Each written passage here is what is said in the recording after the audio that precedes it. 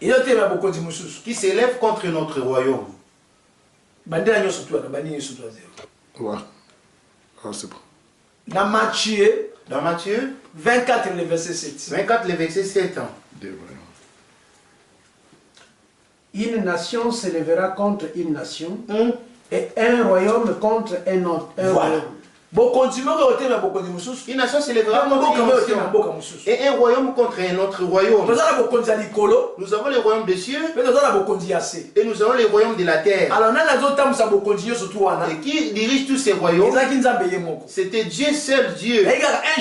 Il n'y avait qu'un seul chemin. Dieu contrôlait dans les cieux et il contrôlait sur la terre.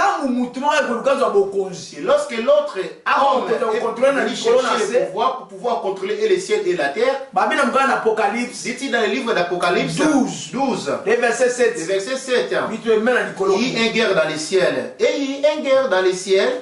Michel et ses anges combattirent contre les dragons. Et les dragons et ses anges combattirent, mais ils ne furent pas les plus forts. Et leur place ne fut plus trouvée dans les ciels. On l'appelle les dragons, les diables.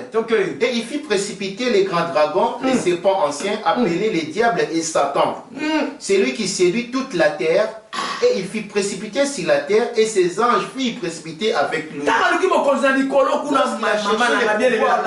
Bien aimé. La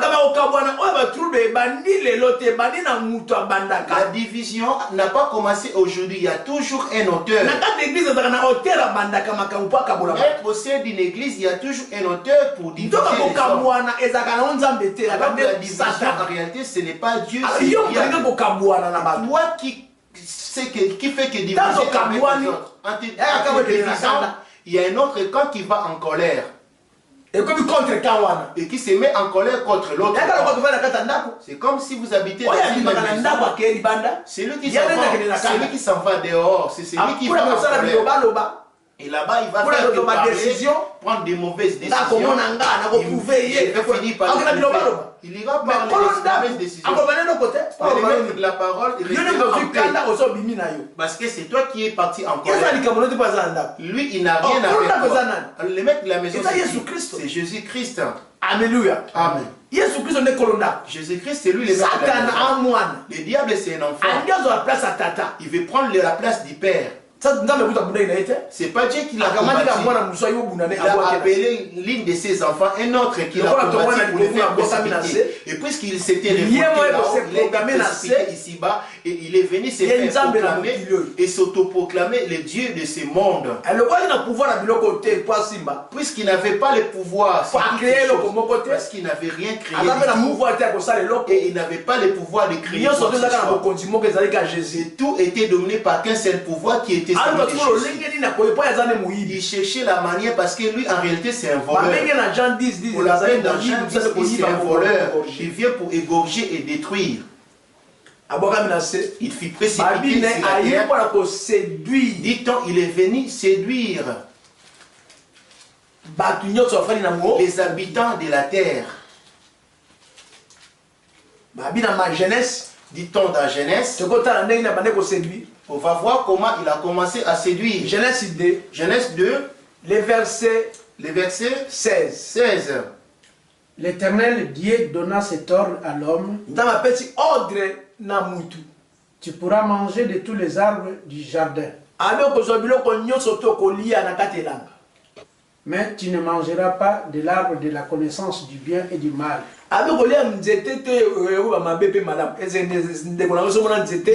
déjà vu un arbre? As-tu déjà vu un arbre qui donne des fruits d'un côté le bien et de l'autre côté le mal? As-tu déjà vu un arbre donnant des fruits un côté le bien et en révélation, cet arbre représentait toute une personne. Cet arbre représentait toute une personne. Parce que les diables avaient cohabité avec le Seigneur. Tel que Judas a cohabité avec Jésus, connaissant le bien et le mal. C'est lui qu'on appelle l'arbre. Jésus, pour le minimiser, n'a même pas énuméré son nom. Il appelait son semblable. Le jour où tu mangeras le fruit de l'arbre de la connaissance du bien et du mal, tu mourras. Alors qu'en réalité, l'homme est l'arbre. Alors dans le même jardin, toujours dans 2, le verset 9, le verset 9, il y avait aussi l'arbre de la vie. Il faut croire que cet arbre de fruit de la connaissance du bien et du mal, c'était le diable. Pourquoi il n'avait pas conseillé à Adam et Ève d'aller manger le fruit de l'arbre de la vie? Parce qu'il savait que ce n'était pas son arbre. Genèse 2:9, on y va. L'Éternel Dieu fit pousser du sol des arbres de toute espèce, agréables à voir et bons à manger. Et l'arbre de la vie au milieu du jardin. Alors, il y a aussi l'arbre de la vie. On y va. L'arbre de la connaissance du bien et du mal. L'arbre de la connaissance du bien et du mal. Il y a cela nous représente, cela représentait des hommes. C'est là que ça nous représente des royaumes. Alléluia. Amen. L'un a créé ces créatures et Satan a créé le diable n'est pas le créateur. Il a été créé, c'est une créature. Alléluia. Amen. Il essaie de ravir le pouvoir qui nous a été donné. Alors, le pouvoir qui nous a été donné, c'était la parole. On avait donné à Adam quoi que rien d'autre que celui-ci. Les jours où tu mangeras les fruits de cet arbre, tu vois le légume, la viande. Le pouvoir que Dieu nous avait donné, ce n'était pas les poissons ou les animaux, non, c'était la parole. À ce temps-là, dans Adam, il suffisait de dire c'est pas bien. Il suffisait qu'il dise poisson, présente-toi, les poissons se présentaient. Le porc, c'est ce pouvoir-là qui est la parole. Et le diable s'inquiétait en disant comment ferais-je pour obtenir un tel pouvoir. Voilà pourquoi Dieu dit les gens mangeront le fruit de cet arbre. Alors l'arbre, dit-on, l'arbre c'est l'homme. Dans l'arbre, il y a aussi des fruits. Alors le fruit c'est quoi? Le fruit c'est l'œuvre. Manger l'arbre, c'est accepter la parole. La chair se nourrit de du liquide et des poissons. Et quant à l'esprit, l'esprit se nourrit de la parole. Amen. Amen. Les jours où tu mangeras le fruit de la connaissance du bien et du mal, tu mourras.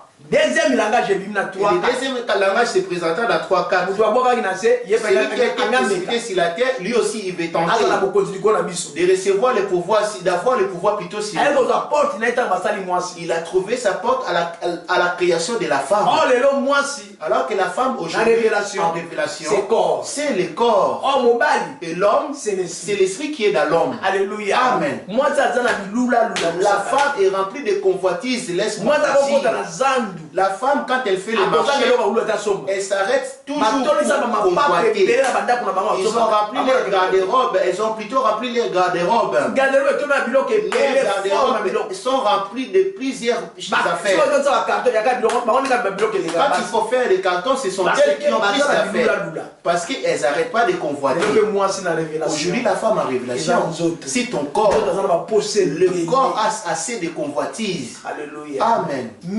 Les yeux n'arrêtent pas de convoiter. Le diable savait bien, puisque le corps s'est plaît à convoiter, j'ai voulu préparer les choses derrière lesquelles il va courir pour ne pas accorder le temps à l'esprit pour se nourrir. Sachant bien que l'esprit se nourrit de la parole et il savait bien où lui mettre son piège pour les faire tomber. Dit-il dans 3, il a vu la femme. La femme n'avait en aucun cas parlé à Dieu. Mais moi, si Satan. La femme a parlé avec le diable.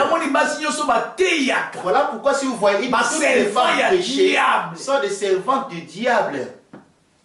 La femme ne peut pas voir l'autorité de Dieu. Là, aujourd'hui, la parole est transformée.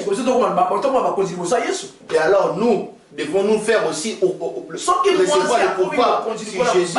Si la femme a le pouvoir ou l'autorité sur l'homme, c'est de la même façon l'épouse. Parce que quant à nous, nous sommes Israël en esprit. Parce que Jésus, c'est lui l'époux. Alors dominons aussi Jésus. Alléluia. Amen.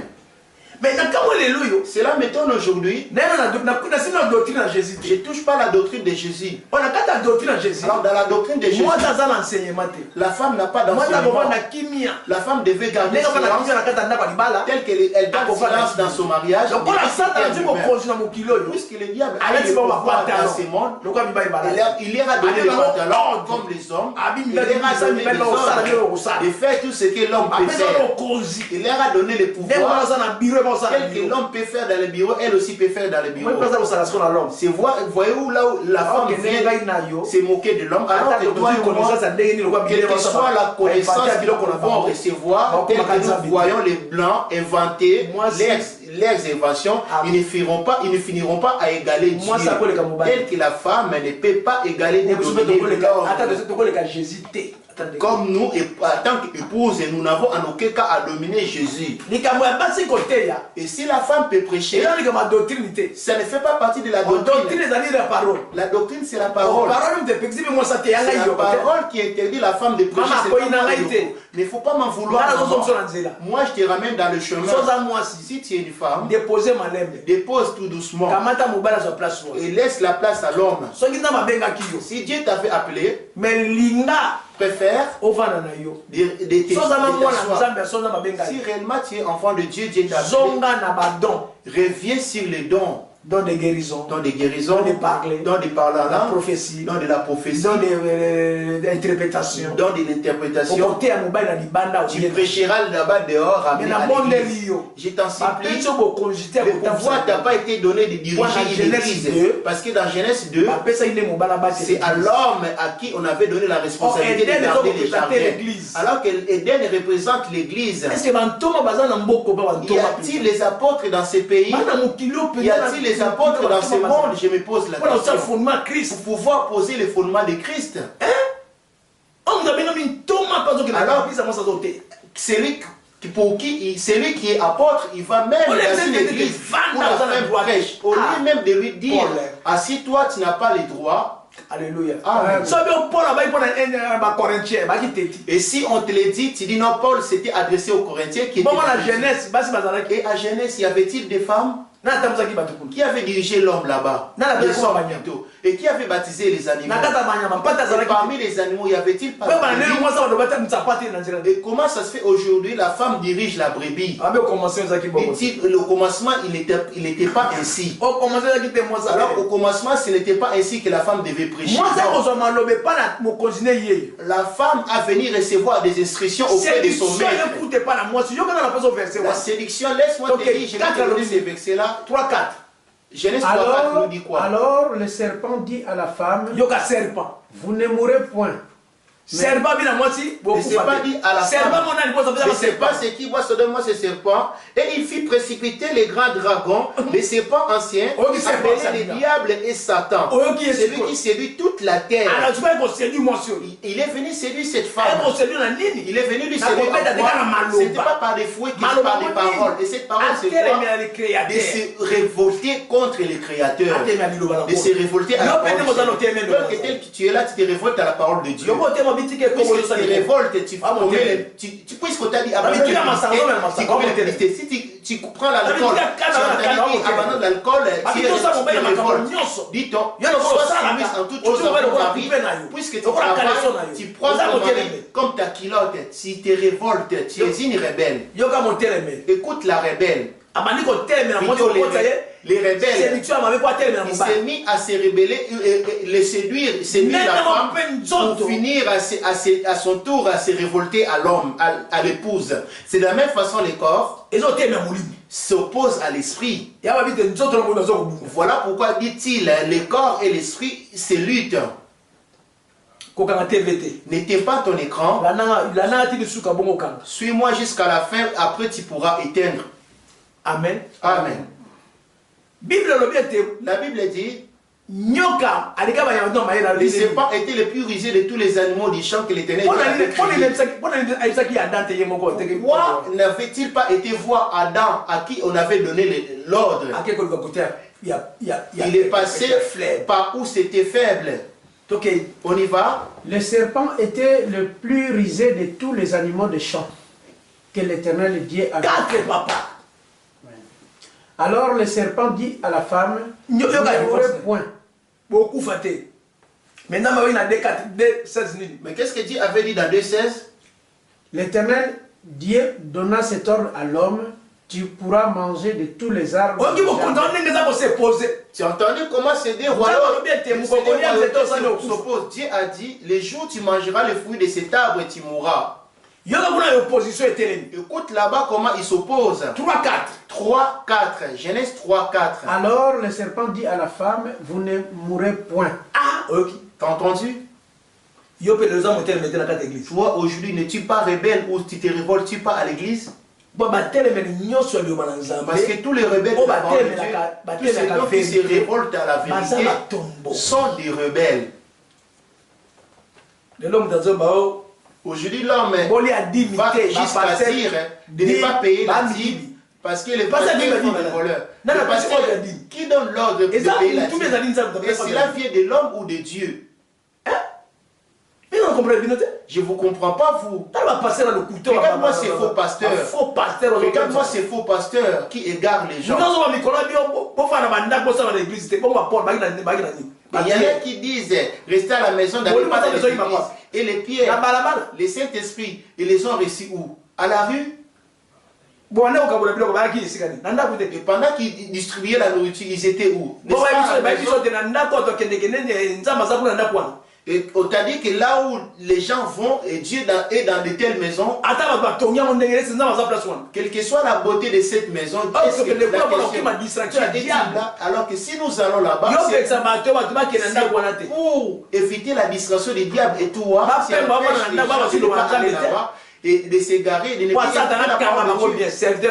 qu'il soit sous l'emprise du diable, serviteur du diable, fils de la perdition, répands-toi, diable. Il se cache derrière toi, tel qu'il s'était caché derrière le serpent. Combien de toi essaies-tu d'égarer toi? Lis bien la Bible. Moi je ne sais pas lire, je t'invite de me rencontrer. J'ai besoin de vous, vous qui vous opposez de la dîme. Vous qui voulez que les églises ferment des portes aujourd'hui. J'ai besoin de vous voir, venons, nous allons partager ensemble. Et vous qui conseillez aux gens de ne plus considérer l'Ancien Testament et de considérer que le Nouveau Testament parce que c'est le temps de la grâce. Toi, veux-tu retrancher Genèse? Comment pourras-tu savoir le commencement du monde? Lui-même Jésus se réfère de Genèse et toi tu essaies de retrancher Genèse. Ne vois-tu pas que tu es un rebelle? Il se révolte. Lorsque l'homme a obéi à sa voix, et l'homme a obéi à cette voix, c'est là que le diable a reçu le pouvoir, a retiré le pouvoir que Dieu avait donné à l'homme. Il a fait de nous ses esclaves. Et c'est là qu'il est venu implanter son royauté, sa royauté. Il est venu s'aimer dans le cœur de l'homme et le mal a trouvé sa place. Et qui a engendré le mal?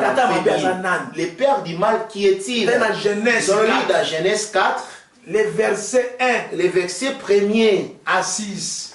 Le mal a commencé où? Adam et Ève n'avaient pas péché. Écoute alors les résultats après avoir accepté la parole du diable. La sémence, d'où est-il passé? Et passé dans le sang, écoute les sorts. On y va. 4, 1. Prends-moi Genèse 4, 1 à 2 et tu sautes directement 7 ans. Adam connut Ève, sa femme. Elle conçut et enfanta Caïn. Les autres disent Adam et Ève. Plutôt Ève a eu des rapports sexuels avec le serpent. Ce sont des enseignements diaboliques. Maintenant, toi, tu essaies de retrancher dans la Bible. Dit-il, Adam commis sa femme. C'est là qu'il a engendré son image. C'est lui qu'on appelle Caïn. Quand on dit la sémence du serpent, la parole, parce que la parole en réalité c'est une sémence. Et cela est habité dans la vie de leur fils Caïn. Et nous avons vu la sémence de Satan dans Caïn. On y va. Et enfanta Caïn et elle dit, j'ai formé un homme à l'aide de l'Éternel. Elle enfanta encore son frère Abel. Abel fit berger et Caïn fit laboureur. Abel a présenté Christ. Abel représente Christ. Caïn a présenté Lucifer. Et Caïn présente Lucifer. Et c'est là où le mal a commencé à prospérer. Nous avons remarqué l'arbre qui a été défendu, lequel on avait dit les jours tu mangeras le fruit de l'arbre de la connaissance du bien et du mal, tu mourras. Après avoir mangé, c'était la parole qu'ils avaient acceptée, ils l'ont mis en pratique. C'est ça, c'est nourrir. Maintenant, les fruits de cette parole, on les a vus parmi leurs enfants. Moi, on appelle ça qui dit, appelle ça offrande. Les enfants qui faire leurs offrandes. Mais la fin, qu'est-ce qu'il a fait? Il a assassiné son frère. Les voitures réellement, il a engendré des choses. Les biens et les mal. On y va à 4. De son côté, en fit une de premier-né et de son troupeau et de leur graisse. L'Éternel. 3. Au bout de quelque temps, Caïn fit à l'Éternel une offrande de fruits de la terre. Il a offert à Dieu. Est-ce que c'était une mauvaise chose? C'était une bonne chose. Pourquoi? Et pourquoi Dieu a refusé son offrande? Parce que depuis sa naissance, il avait la mauvaise semence. Alors que Dieu examine l'offrande dans le cœur. Mais l'offrande qu'il avait donnée, apparemment, il a posé sur l'autel, mais du profond de son cœur, il était méchant parce que la semence du serpent était en lui. Mais Abel, il a fait de tout son cœur. Voilà pourquoi le frère, c'est qu'on dit dans Exode 25. Les versets 1. Les versets premiers. Que dit-il?